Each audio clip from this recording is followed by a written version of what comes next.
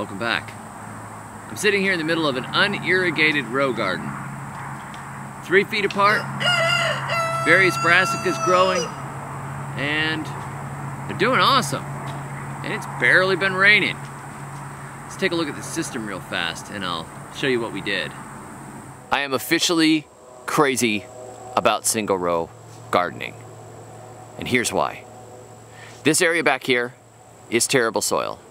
I've got great looking plants on it, but it's terrible soil.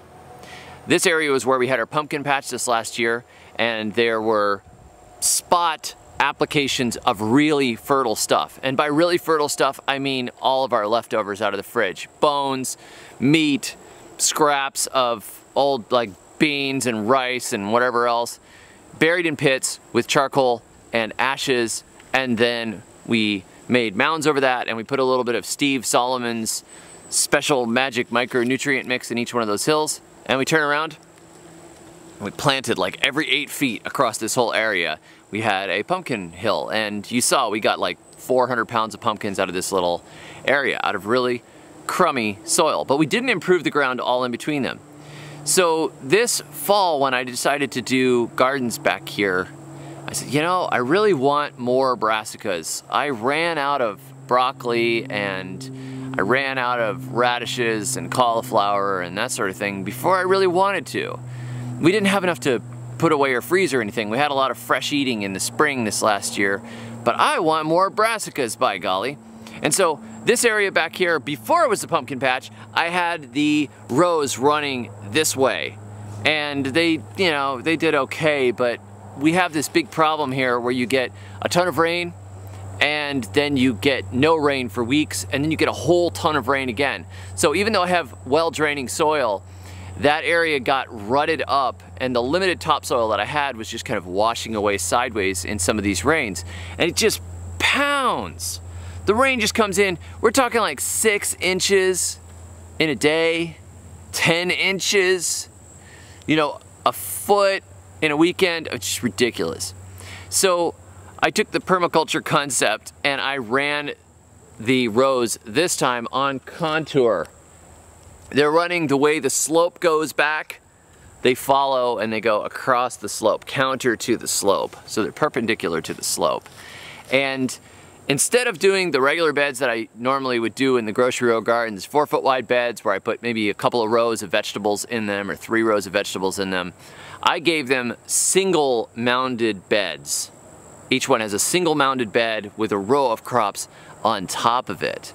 So they have tons and tons of space. And this is one of those things that you can get away with single row gardening. You can get away with having poor soil and poor nutrition in the soil because the plants aren't fighting as much for a small space. If I took this and I made, you know, really intensively planted beds, they wouldn't be as decent.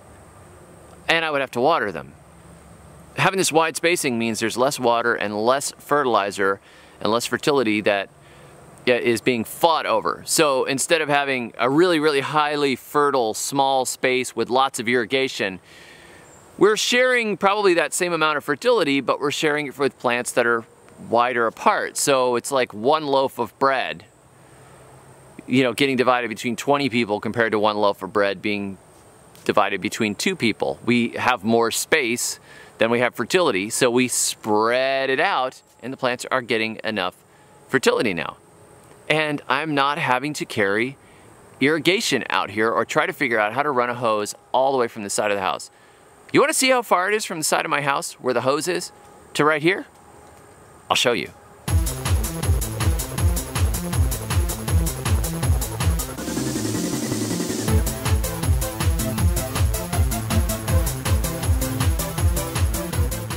That's a long way for me to carry a hose.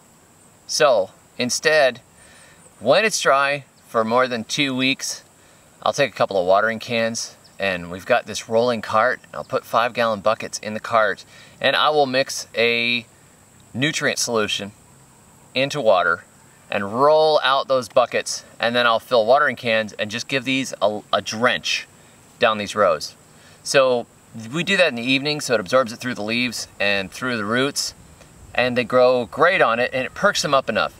They found that by fertigating like that is adding some fertilizer to your water when you water, really helps with moisture stress much more than just dumping water on them. It gives them what they need, it floods the root zone, and part of the problem with moisture stressed plants is that they're not able to pull up the nutrients that they need.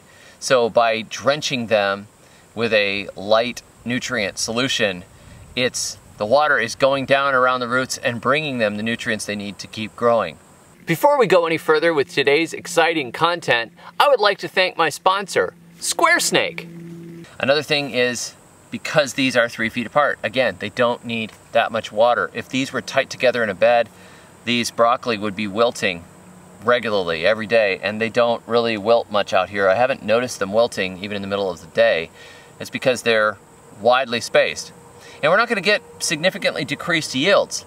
We do just fine on this. As a matter of fact, we'll have more than we need. There's already, I've got all these radishes here, these icicle radishes, and I've been bringing them in, and they are super juicy, super sweet, with a nice bite underneath.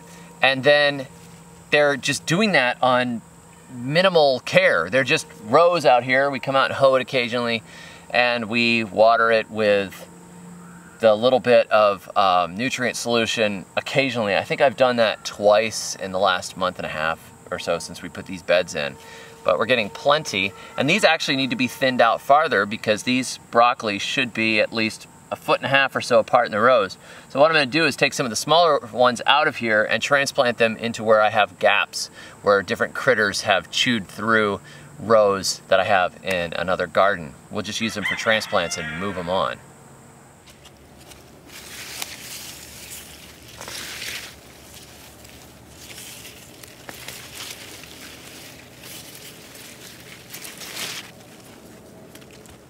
If you have never grown in a single row garden because you think it's old-fashioned, it's the way people used to do it, and it's not as trendy and awesome and hip, and it's just one of those dumb things that our ancestors used to do that we don't do anymore because we're much more advanced and we're smarter, and now we have pressure-treated lumber we can make tiny beds with, I highly recommend it.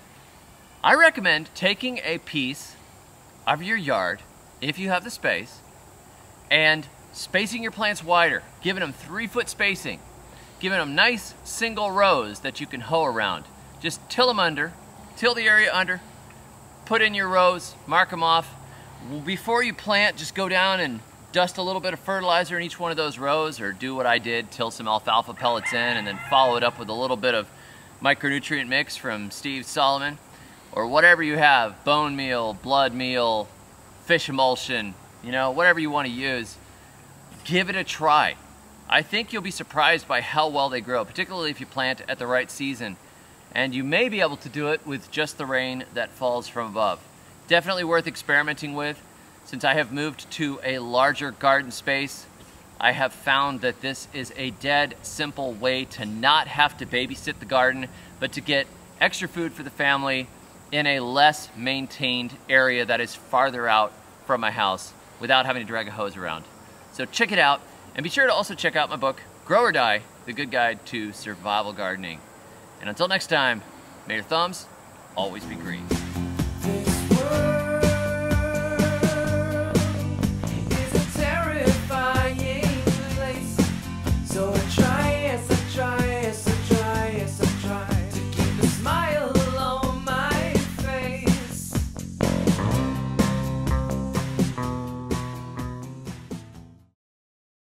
Do you throw banana peels in the trash?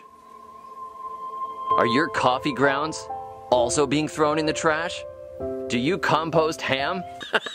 Are you sick and tired of all the rules about composting? Do you wish you could compost in a super easy way?